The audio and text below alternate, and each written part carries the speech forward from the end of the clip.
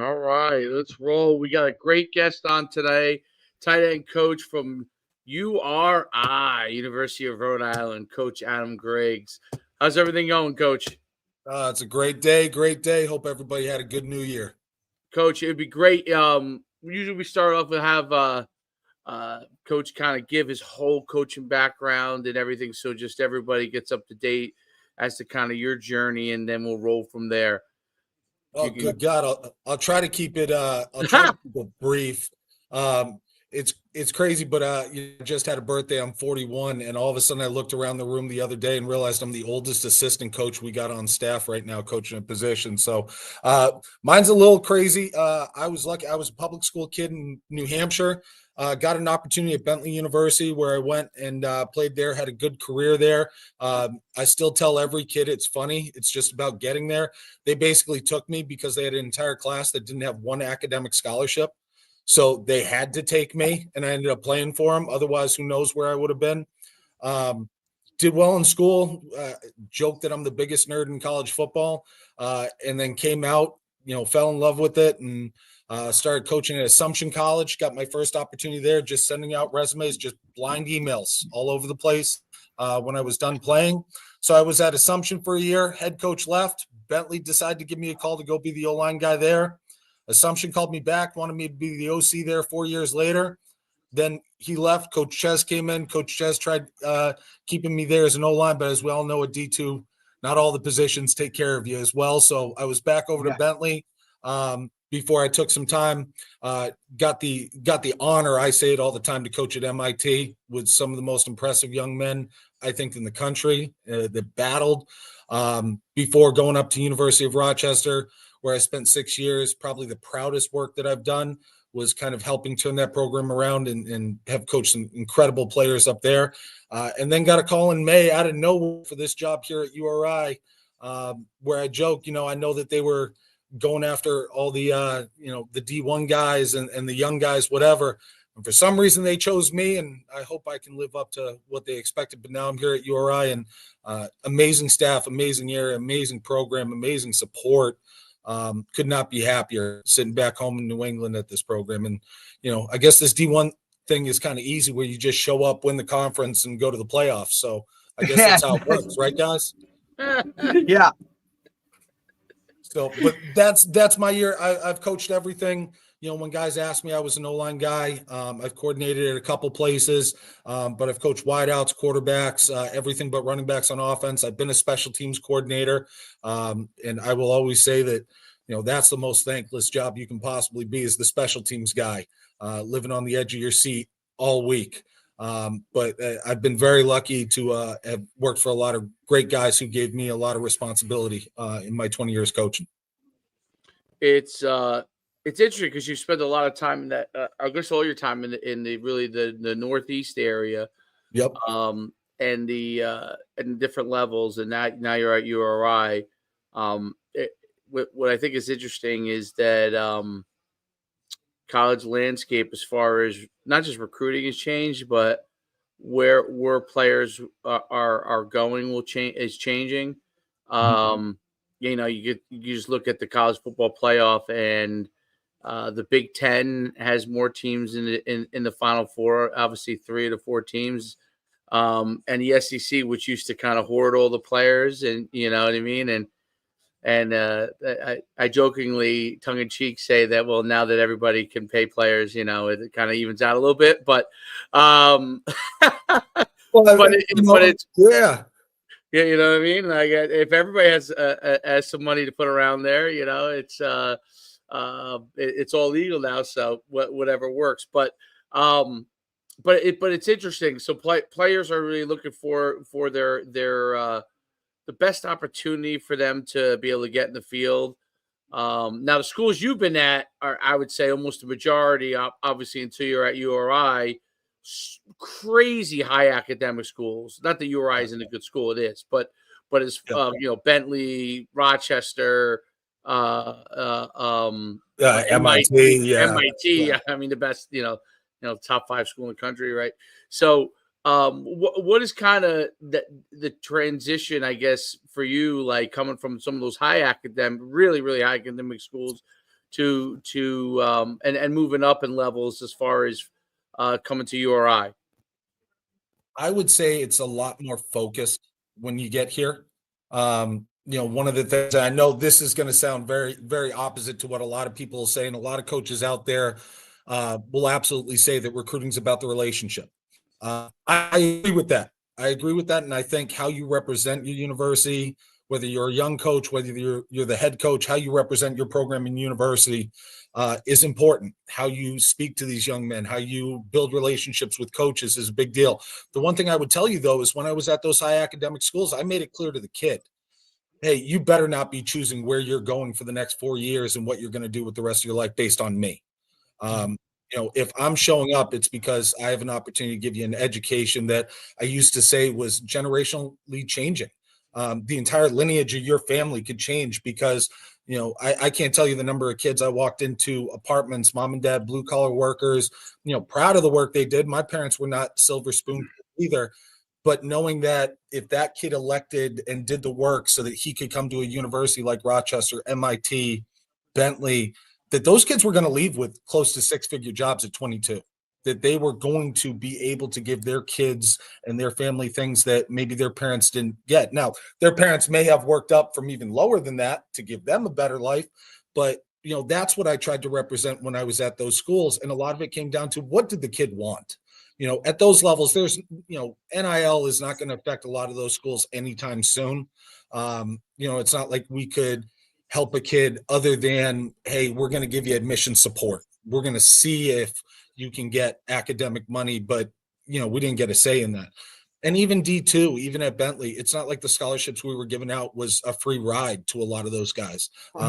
Yeah, I know like the Northeast 10 and some D2s have upped their game where the financial packages can be different.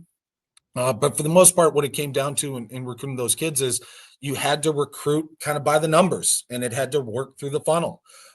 Did the kid want this education? Did he want this location of where you were going?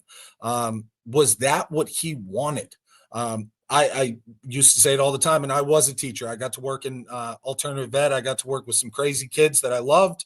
But if you're going to be a teacher, is an $80,000 education worth it?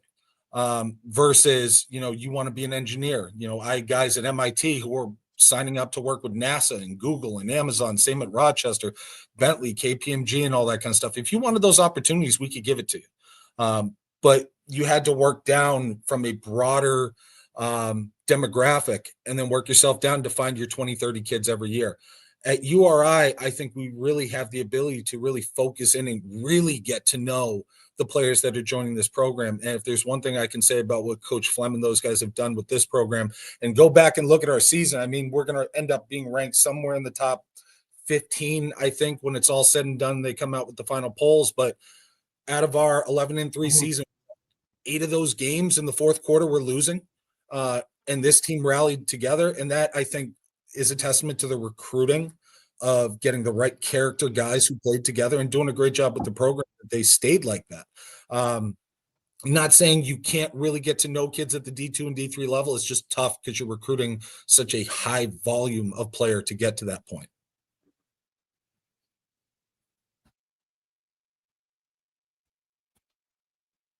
Obviously, having athletic scholarships at URI makes a difference. Yeah. I'm curious in the CAA, is NIL at all a factor at all in CAA? This is one of those things where you hear the rumor mills of who's offering, who's not offering. And so much of that is coming, I think, from players, from outside factors. There are discussions circling around us nonstop. I mean, I can't wait at the convention coming up in Charlotte. I was just given a committee spot. Vince called me on that. So I'll be on the FCS assistant coaches committee. Awesome. So I'm interested to hear what other guys are going through with it. Me being so new here, it's a conversation that keeps coming up, but I haven't seen the traction yet that you hear about at the FBS level. Right.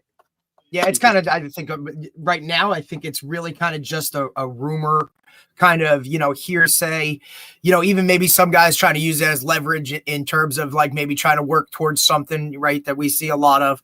But I definitely think getting to the convention. I think it's kind of happening at the right time right now, next week, that you guys can kind of all get together, do what coaches do best, shoot the shit, kind of figure out what's going on, and then see kind of really how much truth is it, or is it above the CAA right now, where maybe some of those other guys that are kind of higher, and now it's going to trickle down. So you can really, hopefully get a better grasp on it coming out of this whole turnaround. But it's definitely something that I'm starting to, you're hearing the rumors of it happening. So I you could see it definitely coming to fruition. And Derek, what I would say, and this is my super nerdy background now coming into this, but when you talk about just the economics of it, it's an emerging market. So absolutely. You're seeing players at the FBS level who are getting paid exorbitant amounts of money, and deservedly so.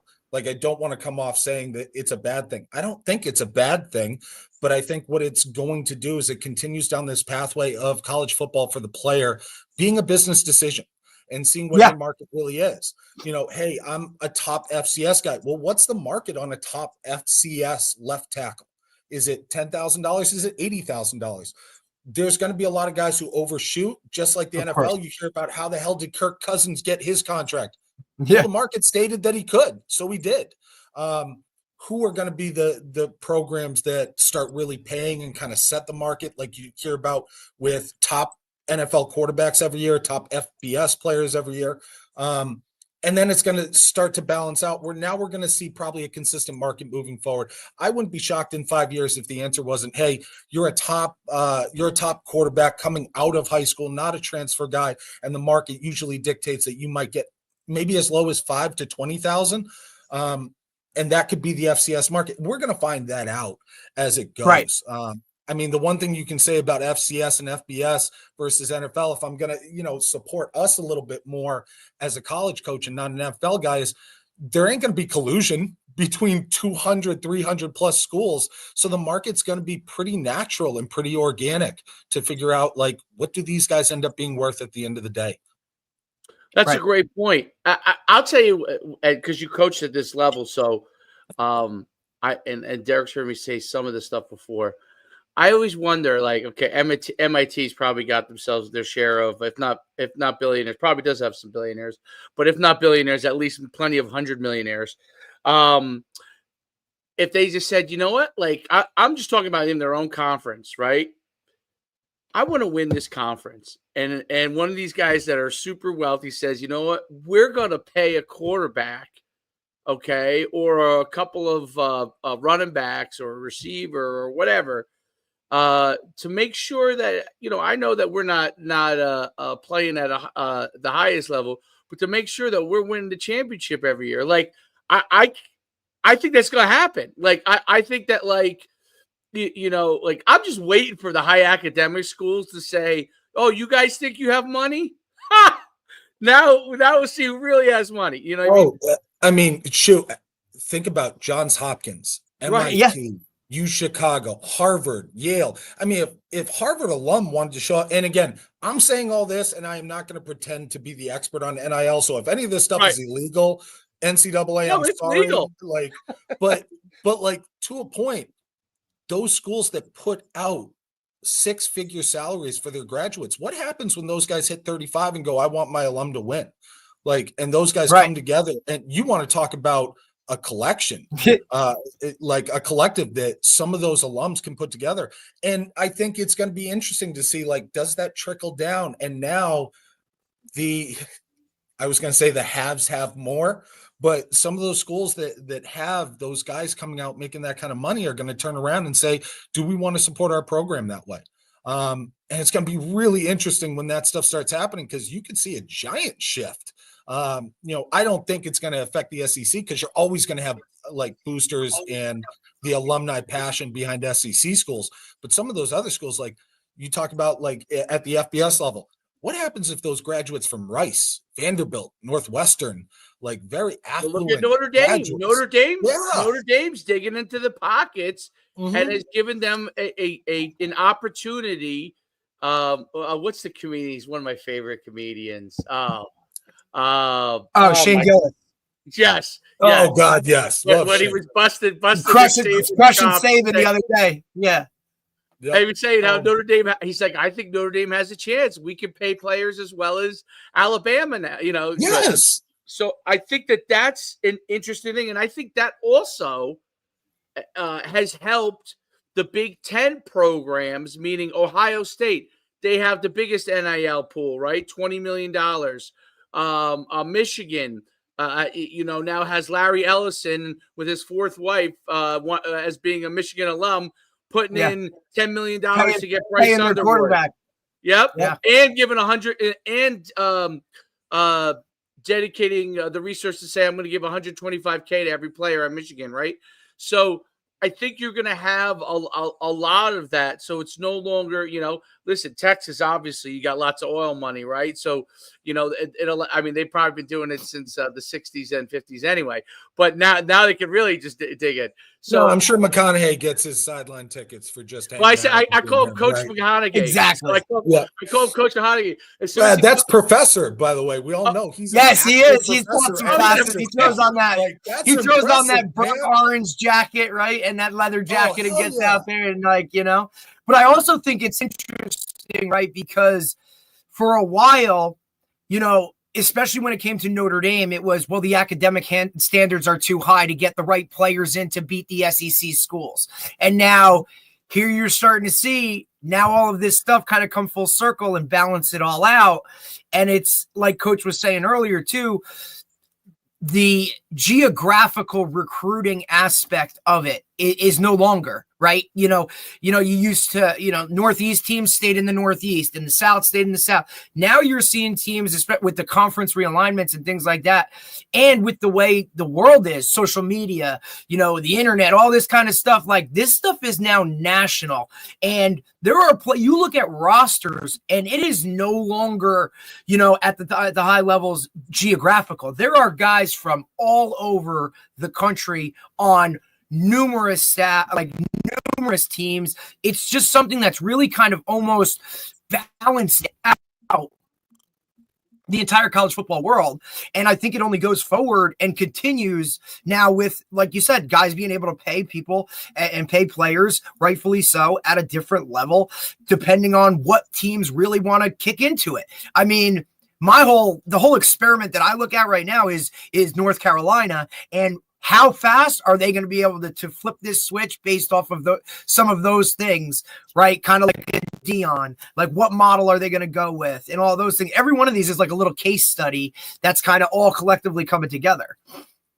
Well, I mean, I think the other thing we're going to talk about, and believe me when I say the educational research that's being conducted on the kids who grew up with Zoom during COVID, 10 years down the road. Here's the other thing is what adult, what coach right now cannot work Zoom? Not a lot.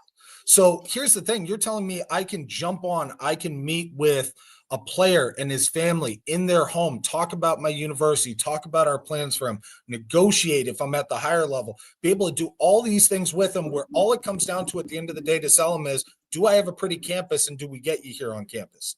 I could tell you one of the greatest things we started doing during COVID, and I can't remember who we got it from. It might've been Tony Reno and Yale, but during the COVID year, it was like, well, what are we going to do with recruiting? And they said, whatever we would normally be doing, how can we do it virtually? So next thing you know, we did, all right, we're having a Zoom virtual junior day.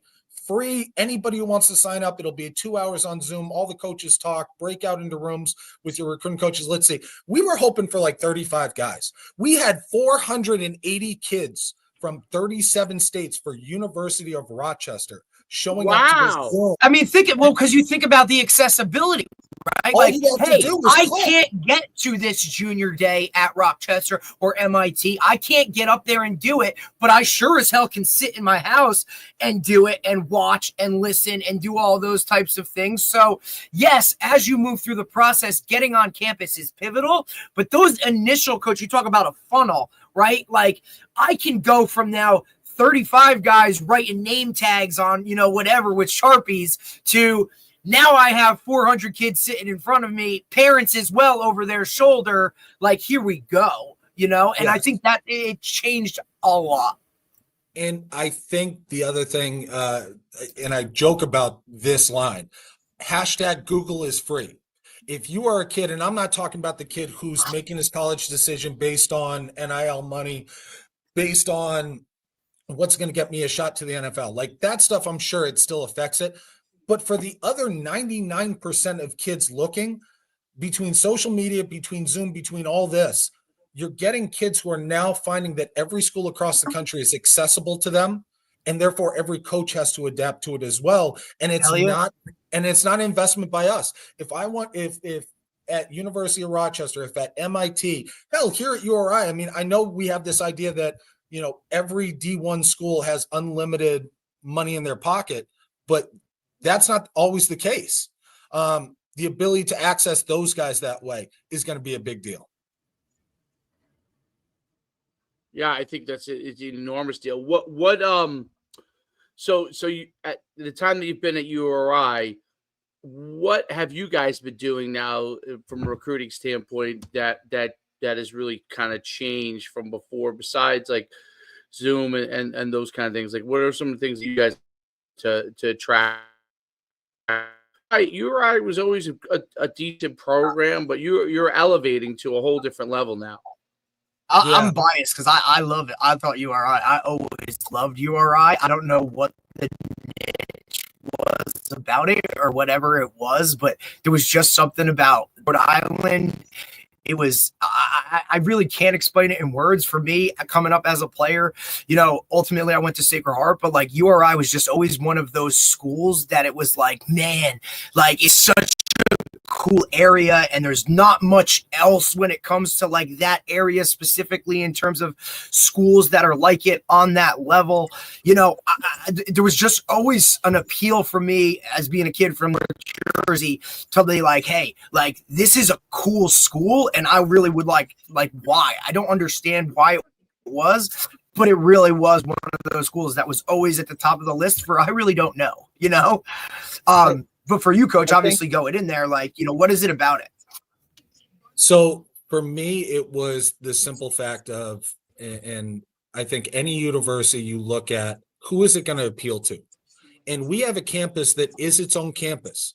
If you are not I want to go to school in the city guy, which a lot of kids, believe it or not, are not that. They don't want to be fighting their way through traffic to get to their classes. So you come on here, it's a beautiful campus. You go 10 minutes down the road, you're at the beach. You go 20 minutes west for those guys who want to go hiking, fishing, being outdoors. For those guys who do want accessibility to the city, Kingston Station's right over there. We're 20 minutes away from downtown Providence. You can take a train into Boston tomorrow. You can head down the coast into New York City or the cities there.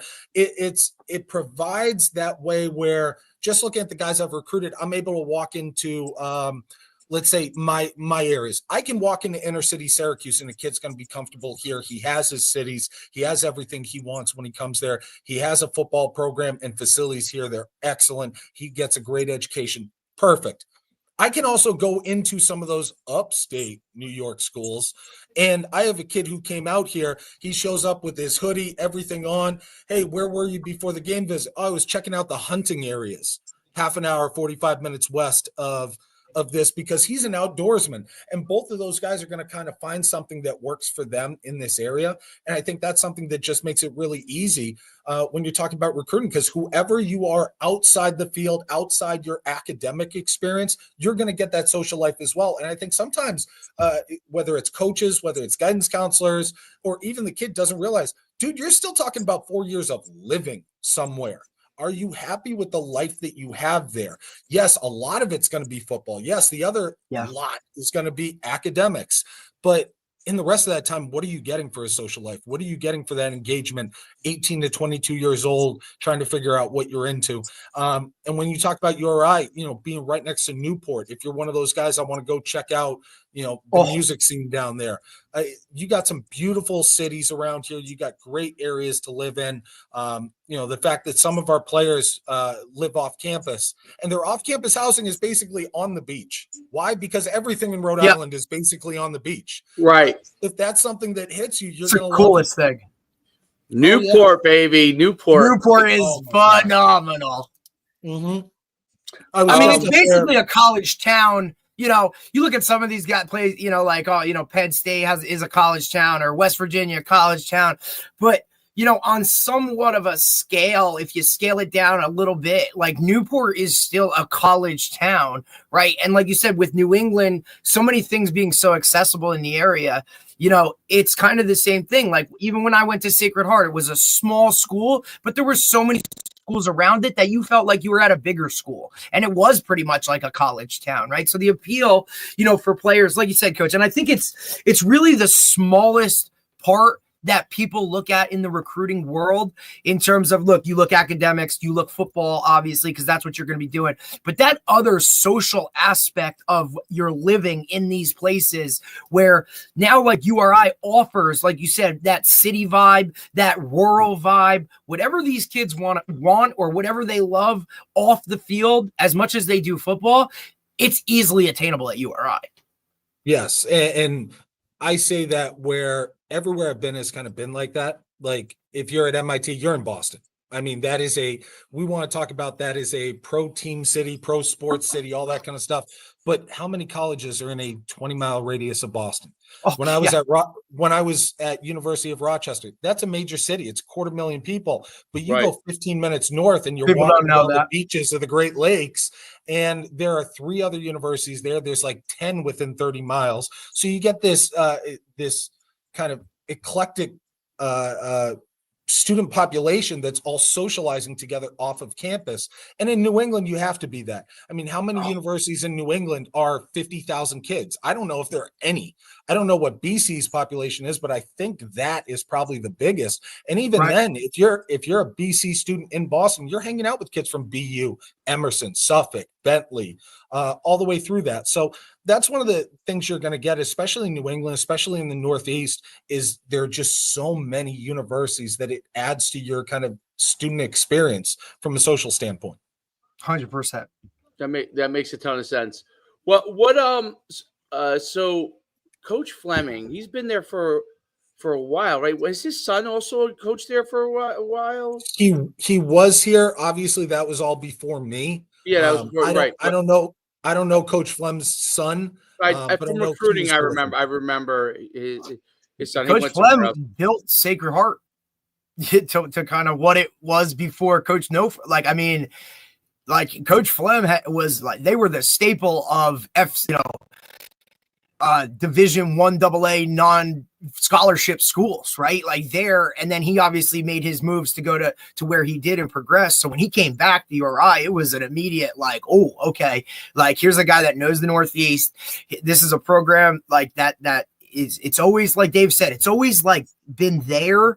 It's just like how they're going to take that next step, right? And I mean, we just had on, Coach Fabish, who's now at Petty, but the staff that he talked about when he was at URI and where they are now, like you want to talk about names and positions, like just a school that's always kind of like, and now you're talking about your ranking going up and all these other kind of things. Like there's an appeal there for a lot of kids, especially now, to go and be a really good program. And Coach Flem knows how to do that. He's been at the high levels, right? And now here he is. He's got a couple years in now, starting to make some noise, in the rankings, which I think obviously these guys, all recruits, look at rankings and like that matters to them. I think what I found very quickly, and I'll give a short little story about Coach Flem. I'm sure if he sees this, he's going to think I'm sucking up to him. But one of the first things, Coach, we all got to kiss ass a little bit. Yeah. Oh, hell yes, man. One of the first things I'll tell you for any coach who happens to watch this is look at his staff. Are there guys who have stayed with him the whole time? It means that's a guy you can work for. All right. And I get it. There have also been guys who have left here to go on to great jobs. All right. And he is very supportive of that. But for example, I had my first day was May 20th. All right. On May 17th, I'm cleaning out at Rochester. It's a big day, big move for me. And my father passes away. All right. Unexpectedly, couldn't believe it. I'm lucky. And I've shared this with a lot of people, is like in his passing, I realized how rare it is to have 40 years of a relationship with your father being positive. No falling outs, no issues. My parents are still together, like realizing how lucky I really was. But I show up on Monday. This is my first time face-to-face meeting Coach Flem. And he lets me meet some of the staff, a bunch of guys I had either coached against or worked with, having a great day, really easy walking through the door. And when he sat down with me, he kind of reminded me, he goes, I know you're starting here. I know you want to hit the ground running, but realize you got one mother, you got one father. Don't screw it up. Mom needs you, you leave. And I won't ask you a question about it. And from that moment going forward, I was like, I'm working for the right dude. And trust me when I say this, whether you are a recruit or a young coach trying to hitch up to somebody, I've worked with a lot of head coaches. Don't sit there thinking that the D1 coaches are the guys who are out for themselves. There are a lot of guys at the lower levels who are willing to do whatever it takes to move themselves and their families up. But I realized in that very first day that this is a guy at the end of the day who's going to look out for me as well as a human being, not just as the guy coaching his tight ends. He's fair, he's firm, knowledgeable. He lets his coaches coach. But the biggest thing is you watch the way he interacts with the players, whether you are the number one top guy, for us, AJ Pena type, who ended up, he was the one guy who really transferred because he got a great opportunity. FBS schools all over him, Nebraska, Memphis, all of them. All right. Whether you were AJ or whether you were a guy who was third string, whatever, your relationship with Coach Fleming was not dictated on whether or not you could give him something. All right. He's a guy who really tried to branch out, and he would tell you if he was sitting here, I haven't done a good enough job. He's done a better job than most head coaches I've ever been around at trying to establish relationships with his players on a person-to-person basis, not simply what can you do for me on a football field. And I think that's a big reason why these guys, they'll fight and die for this dude, man. There's a lot of loyalty in this place for him. And I think it trickles down through the coaches, through these guys. He makes it very clear for all of us is you're going to be fair, you're going to be firm, and you got to build the relationship with your guys. The way the players see the assistants, I think matters a lot to him when he's making his decisions as to who he wants to surround this program and who he wants to surround his kids with. Is guys who are going to look out for their best interests as well. So I think when you do it that way, it's just a testament of if you do things the right way, get rid of your analytics, get rid of your, the business decision. It's still going to come down to, do I want to go work for you? I mean, you guys are in the professional worlds as well, and you know this. Yeah, Google's great, but if my manager doesn't give a crap about me, I ain't going to be at Google long. I don't care how great the place is. And if they pay me well, great. I'm still going to be looking for other opportunities. But when you work for the company and the people and the program who care about you, that's one where it's like, dude, the late nights don't feel late. The early mornings don't feel early because I'm willing to go to work with these guys. And very lucky that I'm here. And I've been very lucky with a lot of great staffs, great mentors, great head coaches. Can't say enough. Coach Martinovich at University of Rochester and MIT, when he brought me with him to Rochester. But that was during the time I went through cancer treatment for a little over a year while I was coaching. And that dude was on my ass about taking care of myself and told me flat out, if he starts seeing me slack because, oh, well, coach, I got to do this for recruiting. I got to do this. There were times he'd look at me and go, I will cut you loose and you'll be on medical leave if you're not going to take care of yourself. And as much as it's frustrating when I was there in the moment, it's like, how are you going to be mad with a head coach who's like, dude, I care about making sure you're okay in this process. So the people you work for matters just as much as everything else, guys. No, that's a great point. I know a lot of college coaches who have worked for guys that are not like that. So, and they've really if you talk to almost any guy that's kind of left college coaching, that's one of the things. They work for some guy who just didn't give a shit about them. It just made the work environment very, very difficult, right? And I think that's an important part because the time you guys are spending now is extreme. Yeah. So, you got to try to make the work environment as good as possible because of the fact that it is so extreme. I guess you guys are eventually going to have to start doing what maybe they already do, what like Google and all those places do, have a spread of food for you guys all day. Just keep you going. God, yes. And he does things like that to take care of us when he knows we're working late. Hey, boys, I'm going to take care of dinner tonight. We got to get ready for William and Mary. We got to get ready for UNH, whatever. And all of a sudden, little things like that go a long way. Oh, so far. Far. Yeah. We'd all love to say, who's working who wouldn't love more money? All right. But if every day I know I'm working with somebody who cares about me, who's going to look out for me, does those little things, just checking in, saying hi, whatever, that stuff goes a long way. And I think because of that, coming here, it almost reemphasized, like, I better be like that with my players if I'm even questioning my behavior or whether or not I'm truly getting invested in those kids. I'm watching a head coach invest in me as a 40-year-old man. I better be able to give that right back to my players. And to a point, I'm sure we've said this before, is, if you're not doing this because you love being around the kids, like, you ain't going to last. Like, it's not going to work. You better love the guys you have in your room. And coaching tight ends, man, they are the life of the party. Just giant animals running around. They make meetings a lot of fun at 6:45 in the morning. Yeah, I mean, look, they're definitely an interesting breed, that's for sure. Right? They're a little bit of everything, right? They're a little bit athlete. They're a little bit, maybe prima donna is the wrong word, but they're, a little offensive lineman, got a little of that in them, right? They got a little bit of that. They are characters. But coach, absolutely. Historically, you're usually the smallest position group on the field, both sides of the ball, bar none. How does your relationship with your players, because it is, maybe you have 4 or 5 guys, right? Which is usually the least amount, like for a position group, at that level. How do you think your relationship differs than when you're, an O-line coach and you got, 15 guys in the room? How does that differ a little bit when it comes to tight ends? Huge. As an O-line coach, when I usually aim to have somewhere in the range of 16 to 18 guys, you want to have your top 8 working with the ones. You want to try to give 2 full lines to the scout D or to the defense for a scout team. And you slowly build relationships with all those guys. There's a lot of dudes. They gotta kind of work there. But there's a lot more collective. There's a lot more us. You get into the tight end room, like, we have the things that we stand on as a positional group. There's no question about it. But you start to figure out the personalities a little bit. You know how to coach the personalities a little different, one kid to the other. You know who responds to the hard hand. You know who responds to pulling them off. But the biggest thing I tell everybody is you got to be honest with the guys. It's going to allow you, whether it's, hey, you're playing poorly, I got to pull you. I love you, but I got to pull you. That's my job. And they respect that. These are young men. And they understand how that works. But if they don't think that you know them and you never show any sort of, hey, this isn't tight end number 2, this is Jordan Riondu. Like, I know Jordan. I know what's going on in his life. I know all this stuff.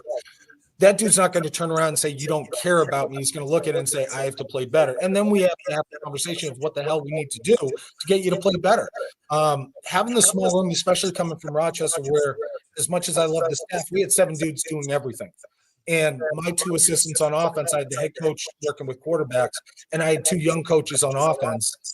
I had to be involved in everything. I had to be involved in the entire offense. I was looking over 48 different kids. To all of a sudden come here and see, hey, I got to take care of my room. I'm going to branch myself out from my room to the O-line, to the quarterbacks, to the wide receivers, cross over into special teams. You start to build those relationships with different guys as they come naturally, but you got to take care of your room first. Obviously, having smaller guys, you put the same attention, you get to know them even better in a bigger room like the O-line. What are some of the things, like, what does a practice look like for your tight end group? What are you guys working through each day? People don't always understand what tight ends are doing for practice. So if you kind of go through that. Oh, everything. Yep. Everything. Yeah. The biggest thing about the tight end position as an OC, the tight end was a huge focal point for me. In who we got the ball, where a lot of reads started. He needed to be the guy who was reliable to catch the ball. If he was getting yak, it was going to be, I'm getting up the field, getting violent. I'm a statement maker. And that's great. But in our indies, let's say per se, I need to find time to work on the fundamentals. I need to work on the physiological training of run blocking, of route running. I also need to spend time with the communication. I need to bring them over with Coach Flanagan and the offensive line, so we can work our combos with them, work the communication with them. Then we have to bring them over with the receivers and quarterbacks so that we're on the same page for the route concepts, how we're going to convert certain things, what are the different looks we're going to give, what's the motions and shifts have to look like, what's the timing of that got to look like. And then you talk about all the displaced blocks. I mean, tight end has really, in a lot of shotgun teams, become what that fullback used to be, all right, where there's a lot of point of attack blocking. All right. There's a lot of I'm displacing across the line and going. I'm inside zoning, front side, backside, two different skills. All right. I'm flatting down the line, taking out the backside DN. I'm flattening and arcing. I'm blocking in space. It's a lot of little skills that you want to recruit good athletes who have a little knack of toughness. The kid we had, Tommy Smith, who was an all-conference specialist. He wasn't a returner and made all-conference first-team specialist, and then was listed as a fullback because he worked with the wide receivers, came over and worked with us with the tight ends. It worked. Honestly, he was also our wildcat guy. He did everything, but finding enough time to get in enough of the little skills that he was going to need week to week, it becomes tough. So you get a 5-minute indie, you better not plan for one thing during 5 minutes. You're working on efficiency and setting everything up and making sure we're going from drill to drill to drill, being efficient. And that also means, and the biggest thing that I would tell you is meetings. Talking about the drills we're doing. What's our focus for every single one of those meetings? Do you understand the teaching progression that I want? Do you understand what we're trying to accomplish? Good. So when we get on the field, our indies need to be the hardest part of practice. It needs to be the hair on fire. We're going in, perfect technique here. If I'm focusing on the hips in this drill, those kids need to know they're focusing on the hip. All right, now for the second half of this indie, we're working on hand placement on outside zone. They need to know that that backside hand needs to be in the sternum. The right side hand needs to be loose and cap it off. I can't re-explain the drill every single time, or I'm cutting out maybe 20% of the time I get to get all these skills done. And the other thing is I have to do a good job of seeing with my coordinator, whether it was Coach Murphy, who's gone on to another opportunity, now Coach Flanagan, what do you want these guys doing this week? Now I need to make sure that I have time for those guys to replicate that in Indy before we go to the full speed stuff. And then usually that Thursday when we're working all situations and we get 10 minutes of Indy, what's the big thing I got to work on with those guys that maybe we didn't do all week in practice very well? All right. I need to make sure I hammer that out. Or we're getting them out during pre-practice. Hey, guys, I need to steal 2 minutes with you. We got to get this right. It's a really good kind of joke and call it a board meeting, but it's all the tight ends and me sitting there. Let's talk about the skills, who's struggling with what, who really needs to get a couple more looks at this. I got one guy who I know would always say, Coach, I need more of the displaced blocks. Like, I'm not good at it. I need some more live reps at it. All right, let's take care of you there. Let's take care of this kid running certain routes. Let's do this. So even though it's a small group, because there's such a vast amount of skills you're asking them to do, you really got to be kind of meticulous on where those guys are getting those reps and who needs them later in the week. I wanted to substitution must be a big deal with the tight ends because you're using different guys in different situations, and each guy has a slightly different skill set, or you have a go-to guy, and then you have a couple other guys that fit certain roles, 2 tight end sets and stuff like that. And how do you go and like prepare? Because it's such a diverse position. It's become a very diverse position, meaning like you have guys that are inline guys. You talked about it a little bit. One guy's better at blocking the other guys. How do you kind of address all their needs and all their different kind of skill sets, or do you recruit the same kind of guy? I mean, I don't know how you guys do it. Nah, you want a room, in my opinion, you want a room that has, let's say you have 6. All right. Let's say you have 6 guys. You want a room of guys who have the ability to do just enough of everything if they're in that situation. We all know I say the word tempo. Everybody understands that. Hey, I'm not going to always be able to sub out and sub in the perfect kid for that deal, but I need to know that you have a chance of accomplishing it. Now, the other thing I would tell you for anybody who's working multiple tight ends, different running backs, things like that, your offensive coordinator is your best friend. Yeah. Whether it's for example, hey, we have this package and we have this package. Everyone is the same except for the tight end. Everyone is the same except for the running back. Everyone is the same except our X and Z flip. Like, the more you can do that, It's just a hierarchy kind of thought process where before I call the formation, the motion, and the play, do I have the personnel in there? Have we repped that personnel doing those jobs? Good. So when we call that personnel, the kid's already, boom, all right, we're in Kong package, all right, as opposed to this package. All right, let's roll. We know where we're supposed to be. The other thing you can really do to help out your tight ends and multi-tight end sets is go through the hierarchy of the plays. Now, that's dangerous. All right. If you say, hey, when we go 2 tight ends, I want you on the ball, you off the ball, unless then you guys can switch. You better not have tendencies. You better have gone through the process and said, yes, if we do this, we have a play action off it, we have an outside run off it, and we have an inside run off it. All right. If we flip you guys, do we have all those things together as well? If you allow that conversation to happen, the kids can do it. And they can do it well, but the play calling needs to mirror so that you eliminate the tendencies of where guys go. And I think that's just one of those things that I found at this level that guys really pay attention to. Is not just, hey, this is 12 personnel 3-by-1. This is, oh, no. This is 12 personnel with this kid off the ball, this kid on the ball. Here are the plays that they run.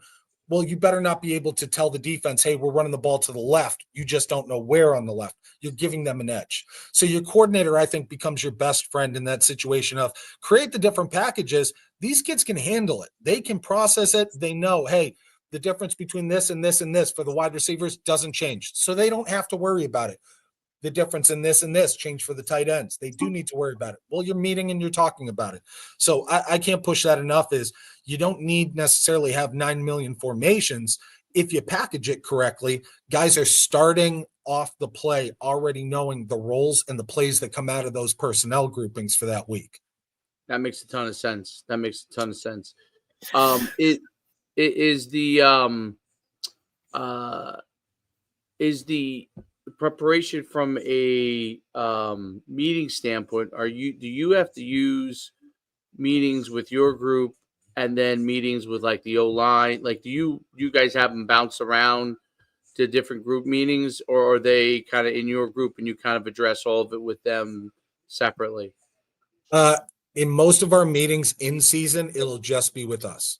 Okay. And what that comes down to is the relationship as a tight ends coach, my relationship with our wide receivers coach, my relationship with the O-line coach, in protections, my relationship with the running backs coach, and then obviously quarterbacks, offensive coordinator, like you have to have that so that even though I may not be telling the tackle and tight end in the same room what they're doing, but I know that Mike Flanagan is telling his O-line and the tackles the exact same thing I'm telling the tight ends there. And now when they come together, they're incorporating what we're coaching.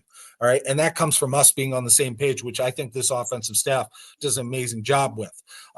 Early in camp, though, I think it's a great idea if you're a tight ends coach to take time, whether it's just install, whether it's just inside run, whether it's just 7-on-7 with the wide receivers, but have some time, because I think the other thing that's important is as a tight ends coach, I think your tight ends are your first priority.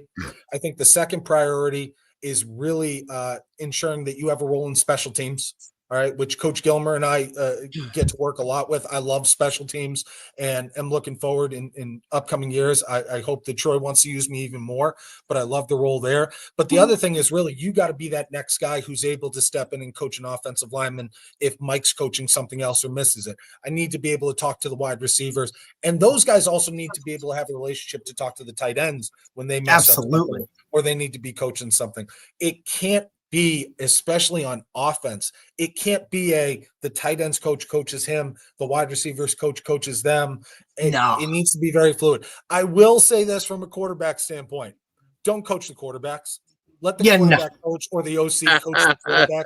That's the one you stay away from, coach. Everybody, I don't care who you are. Now and then in protection, the O-line coach may be able to lean in a little bit, but leave the damn quarterbacks alone for their guy. But the rest of us, they're territorial too. Those guys get territorial. That's my quarter. Like, it's the one position. Yes. Like, I never, especially when the head coach is involved a lot more with that guy. It's like, dude, you're on your own. You got a question? Like, okay, maybe, but like, that's the guy. Don't talk to me, buddy. Yep. But the rest of us, and I think the other thing that's really important, the players see the relationship that you have as a staff. and they Damn see right. me and Coach Flan joking around. They come up here, me and Coach Loftus are in the same office 80% of the time. Like, these guys see that, well, if these guys are tight and they're talking to each other, then when Coach Griggs walks in to talk to a receiver, okay, he knows what he's talking about. And whether they know me from Adam, they know, hey, I'm going to be able to walk in and talk to you about stuff that me and Coach Loftus are on the same page on, and I can trust that. So now we're going to be efficient with it. So I think the way that your staff presents themselves to the players also matters in how they take coaching from their non-positional coach.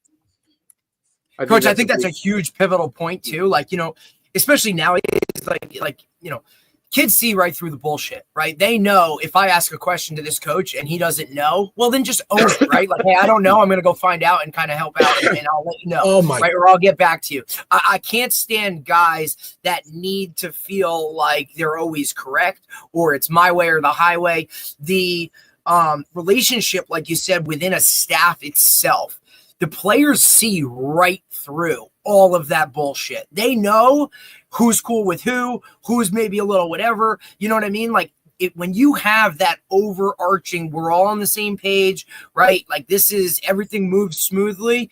Players see that, and now there's a level of comfort for them, right, that allows them to play freer, or allows them to just, not be so tight when they're playing. And I think it's one of the most overlooked things about the game itself is how those coaches can work with each other.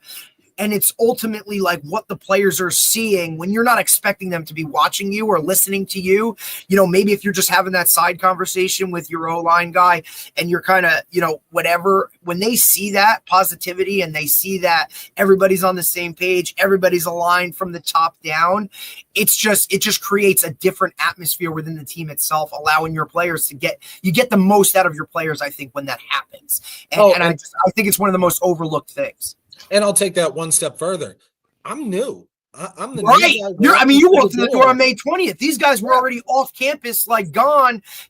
Maybe now they come back for summer workouts. Who's this new guy in the building? Like, where'd he come from? And right away, they're Googling your shit. They're knowing everywhere you've been, everything about it. I mean, look, and rightfully so. Those guys should do the research on us, just like we do recruiting them. Right. I want that to be a part of it. I want them to invest that within me as a coach itself. So especially being a new guy, 100%.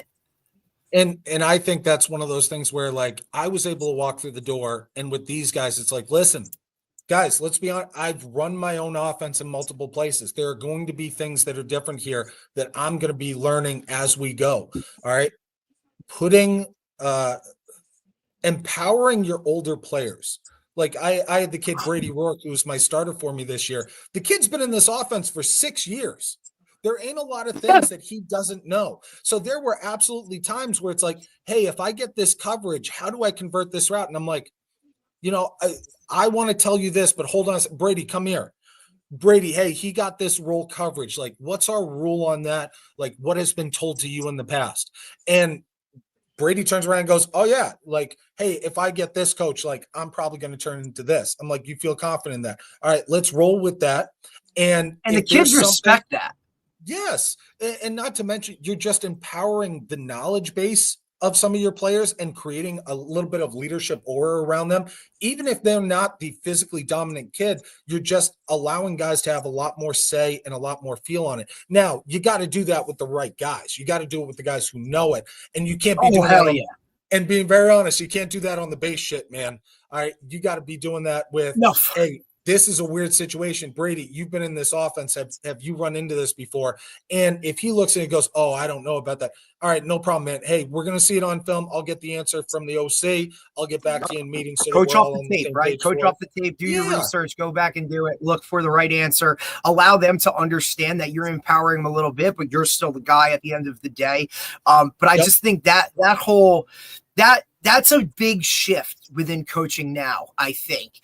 And the empowerment of your players themselves. And it's a little different, obviously, at the high school level because you're dealing with maturity aspects. And you know what I mean? Like, sometimes you have a junior that's more of a senior than he is, or sometimes you have a junior that's more of a freshman, right? Like the puberty stuff and all that maturity level comes into it, but I just think a lot of times when you empower peer and the players themselves to kind of take an ownership of it, they put a little bit of that on their shoulder and they take a little bit more pride in it. And then maybe you're going to get them to work a little bit harder. And then, you saying something to a player is one thing, but when another player says something to a player, that just to me was always the recipe for positivity and better things to happen coming from the guy that's literally going through it with you, on the line, like putting on the pads. That stuff is a different level of whatever you want to call it. And I couldn't, and here it was very clear. Maybe buy-in is the word, right? Like maybe buy-in, I guess, or,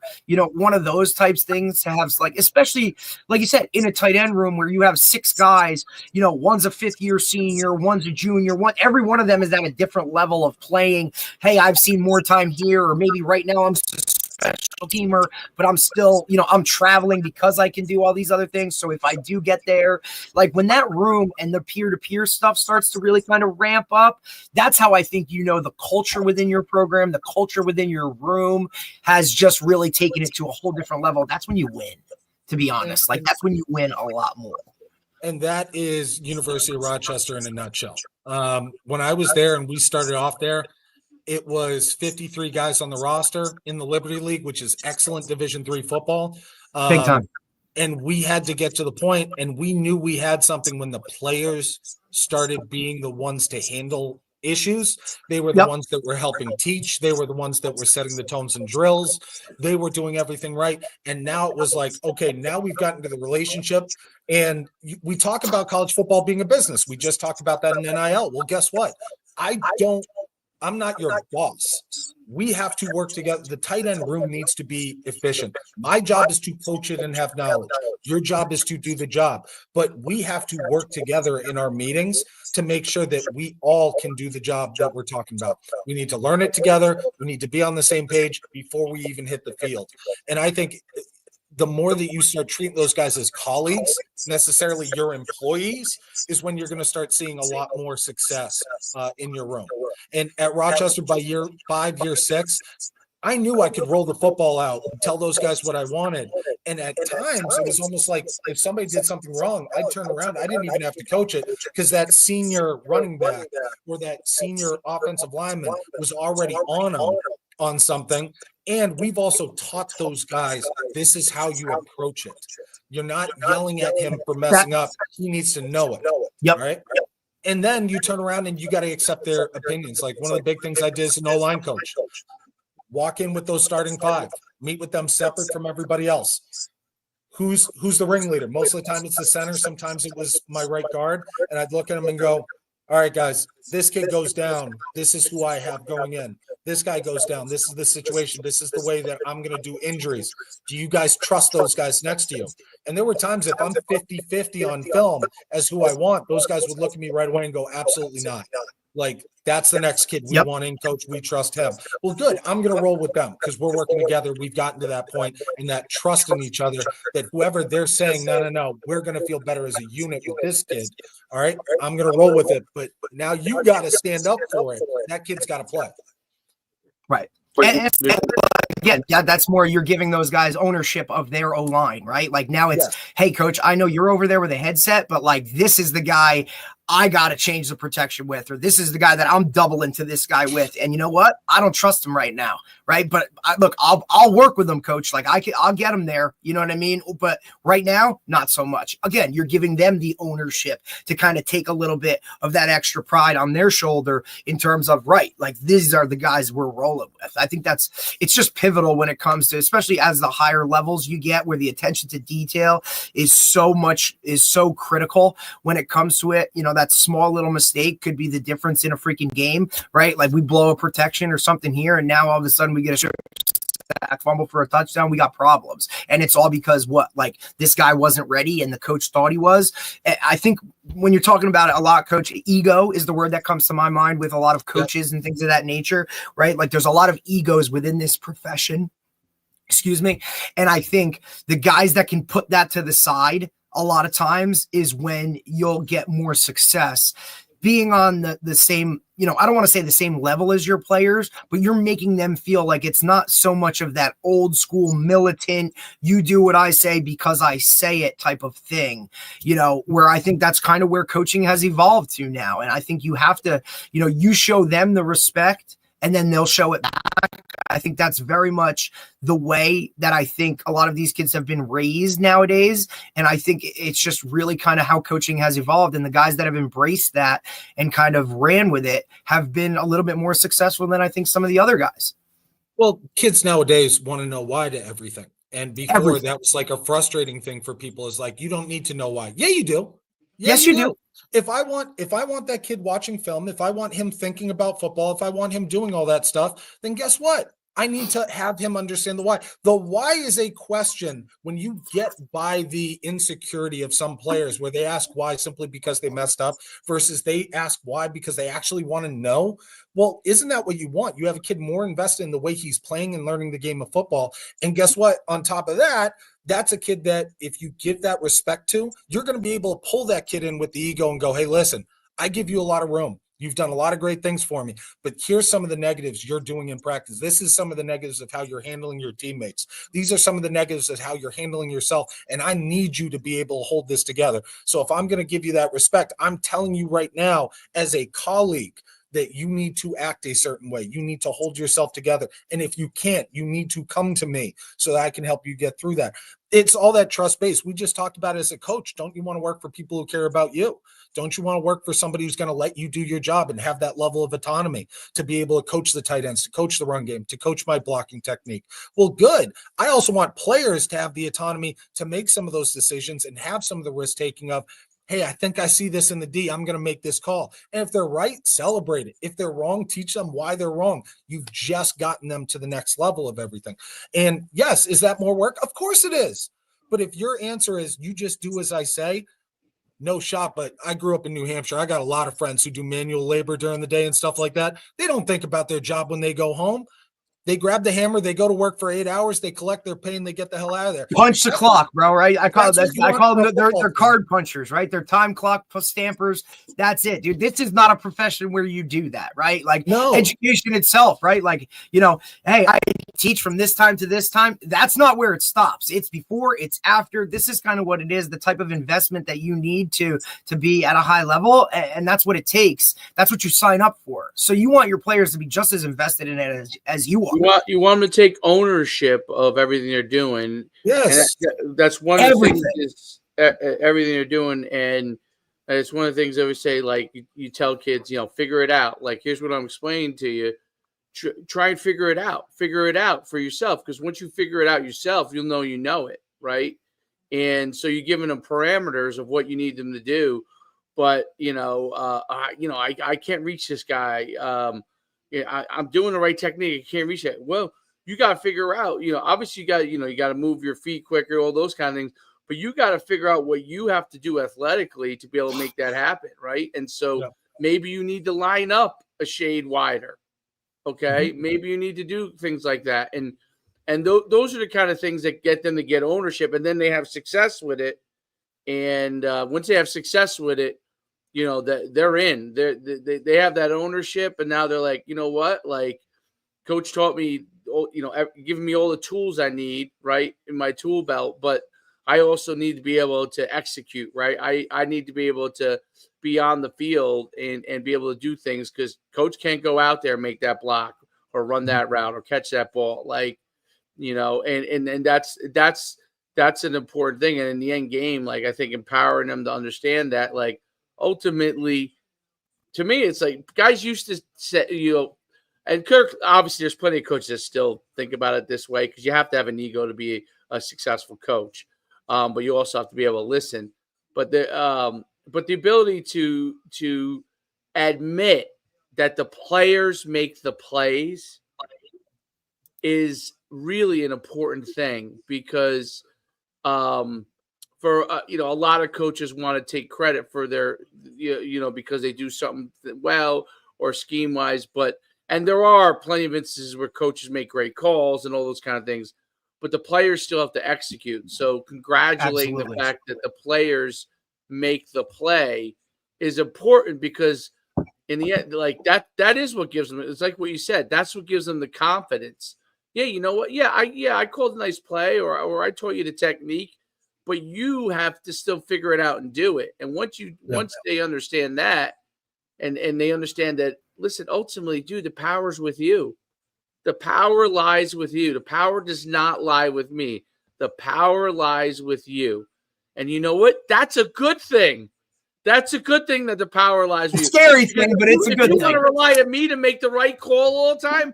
I'm sorry. I can't get in your head. I can't, I can't make your hands go here or there or wherever. The fact that the power lies with you is where you want it to lie. You want it to be in your hands. And Shu, I was lucky when I was a 24-year-old O-line coach who obviously, like every 24-year-old coach, I knew everything in football. Hell yeah. We all do. I walked an assistant O-line coach who was the brother of our AD. His name was Frank DeFelice. He coached with Jack Bicknell and Tom Coughlin at BC. And he comes in and he's this older guy. And there are so many things I learned about him that have caused me to keep it simple when it comes from this. Things like, hey, we're struggling with the double team. Yeah, Frank, I'm doing this with the knee on the med ball and this and da. He goes, why don't you just line the two damn kids up and have them double team somebody? Then they'll get better at double team. I'm like, okay, yeah. And then our double teams got better. Okay, so you start listening. And he gave me this great line, and he was a military expert. Like, he was one of those guys. And he said, do you know the biggest difference in World War II between the American sergeants, the American lieutenants, and the German sergeants and lieutenants, whatever their ranks are? And I was like, no, Frank. And at the time when you're 24, you're like, yeah, I got you. What story are you telling me? He goes, the difference is that in the war, the German guys followed orders to the letter. The American guys knew how to adapt, to innovate, to figure it out. He goes, you need to empower your guys to understand that when shit breaks down, there is an answer. Can they find it? Are they going to be afraid of taking that risk? Are they going to go with it? Did you prepare them, like you said, with all the tools? And if you've done that job as a coach, that's a kid, right? We all talk about how we love coaching savvy, heady kids who understand everything, who check plays, who do all that. How do you think they get there? They don't just memorize because they're savvy players and they've done this. Like, this is what they do, right? So don't take it away from them where they have a fear of possibly doing something on their own to make it work when they're trying everything possible. They're not trying to not do it right. They're not trying to be negative about it. They're trying to do it so that it is right. And if you empower them to, hey, you can take chances and make mistakes, and if not, we'll figure it out. But just the whole to be able to have the freedom to do that and the comfort level to do that, knowing my coach has my back, right? Like that's what it's really all about. And it's the things you learn as you get older and you talk about mistakes. I was the king of, when I was young, it's like, once you call it good, that play worked. Excellent. Now they're set up for the next one. And then you'd run the next one. They'd shut it down. And you're like, what the hell? It was set up. And I remember Frank did this. We're playing a game. I was at Bentley University. I was the assistant OC, and we were running the ball. And we got into this double set. We motioned the field guy over when FIB ran triple. All right. Boom, boom, boom. Pitch goes out, gain of 8. Okay, we're ready for the play action. It's the only time Frank DeFelice ever grabbed me. And he grabs me by the arm and just goes, just do it again. All right, hey, coach, we're going to do it again. Like, let's stay with this play. We ran the same damn play for 3 drives and won the game because their answer was, we are not going to play your numbers to the boundary. We're afraid we had an NFL receiver to the field. And he looked at me and goes, you don't have to get to play 2, 3, and 4. Just run the plays that work. And if they're going to adjust, make them adjust. If they're willing to adjust, then keep hitting it. You talk about every DC is like, I'll give you the field flats. There are times to take the field flat and make them be the one to adjust. And now you get into the chess game, but it's the same thing with your players. Dude, if it's working, don't overthink it. That's right. Make them beat you or neutralize you, and then go into the next tool. But if the tool you're working with just continues to work, just keep hitting the same tool over and over again until they got you. I'll give you a great story that, like, this is kind of a catastrophic example of this. And your example of war is a great example that coach told you. There's a book called Outliers. You ever read the book Outliers? I've heard Malcolm Caldwell. Yeah, but I haven't read it. Malcolm Gladwell. Yeah. So, so in the book, he talks about, and this is, I think was the 80s and 90s or whatever. And there was just an incident now where there was a Korean airplane that crashed, sadly, just recently. But he talked about how the Korean pilots Korean Airlines had a higher number of plane crashes than anyone else in the world, and Americans pilots had the lowest number of plane crashes, and they were trying to figure out why. These guys were trained brilliantly and all these things, and what had nothing to do with any of that stuff. What it had to do with was their culture of following authority. So it goes to what you talked about with the Nazis during World War II, right? Koreans are taught in their culture not to challenge authority.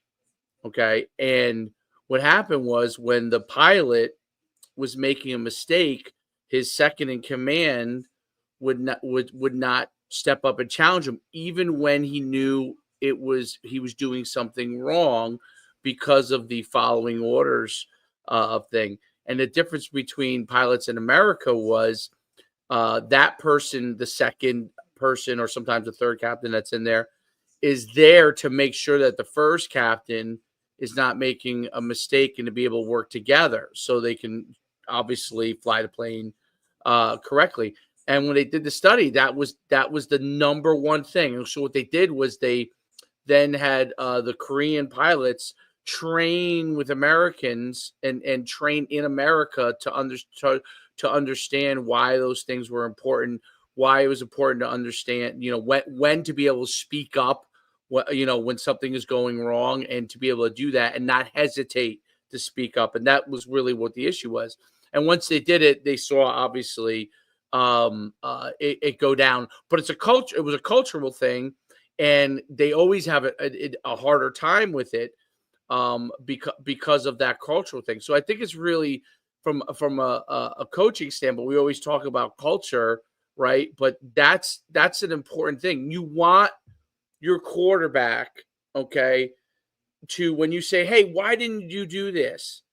If he has an answer that makes sense, you want to be able to listen to what that answer is and be like, oh, okay, you're out there. You're seeing this. I'm not out there. If this is what you're seeing. And then obviously you can check with the guys up top and all that kind of stuff to make sure he's not, seeing ghosts or all those kind of things.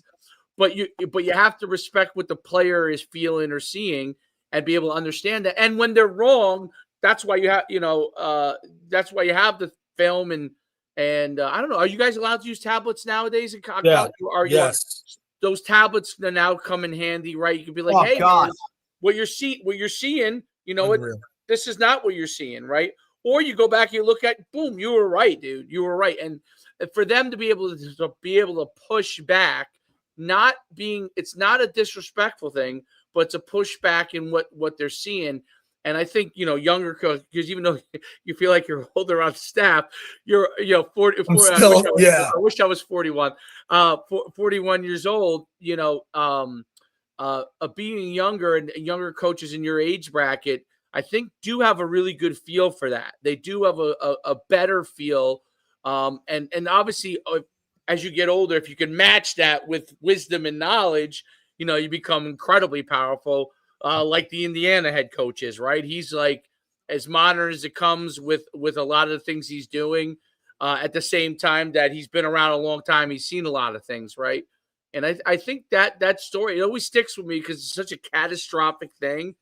Yep. But it's also important. Like, if people don't feel like they have the freedom to speak up and question maybe what you're doing, and you be able to have a dialogue, a quick dialogue in football, but it's a dialogue, then you might not get the most out of them.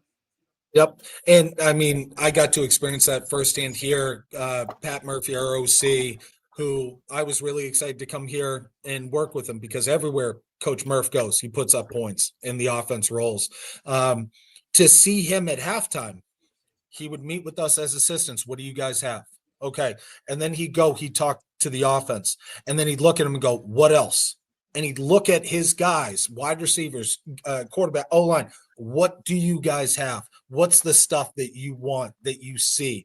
And those guys, like, I couldn't believe, guys, concisely, efficiently communicating, composure. Yeah. Hey, coach, you go into this formation, you have this all day. All right, hey, coach, if we're running inside zone, let's keep it to the field because they're doing this over here. We can handle that. All right, great. And he'd write every single one of those down, and those were all going to be used in the second half. And he was going to hammer that stuff early. And I think it also tells you, like, imagine being the O-line up front. Game's tied at halftime, and your center, your guy, turns around and goes, if you run counter to the boundary, we got you. All right? And the first run play out is counter to the boundary, and it hits. You're telling me those 5 guys aren't frothing at the mouth to go, right? And you see the O-line. What do you always see from the O-line when they're rolling? The little, hey, you know it. You know where it needs to be. It needs to be right here. Let's go. Keep it going. And what do? Hey, my job as a play caller just got a lot easier because the big boys are feeling good up front. Or that receiver goes, hey, if you give me access to the middle of the field, I'm going to dice this kid up. Completed. Well, guess what? Next play or 2 plays later, I'm coming right back to you so that you're looking up at the booth going, I know you heard me, and I'm going to make it work for you because I put my name on the line that this would work. So we're going to work just as hard on the stuff that we're giving you. It's the ownership part that we keep coming back to, which I think more than anything is the sign of a championship team, is the ownership they take in every little thing they do. No doubt about it. Coach, it's been phenomenal having you on. You got a great personality, man. I tell you, thanks, really great personality. Absolutely. And you know, obviously you're going to continue to be really successful because you got a great grasp for everything in coaching and work with your players. So I can't thank you enough for coming on. It's been great talking to you. An hour and 15 minutes flew by, dude. We could probably talk to you for all day. You won't be able to go do any recruiting or anything. You know what I mean? So hey, give me a call whenever. You guys going down to convention this year? Not this year. I don't think I'll be down there just because I got to coach a bunch of youth basketball games for me. Oh dear Lord! Coach has got a 9-year-old coach that you'll be calling in a couple of years to be a safety. By the way, he'll be a safety. Let's go.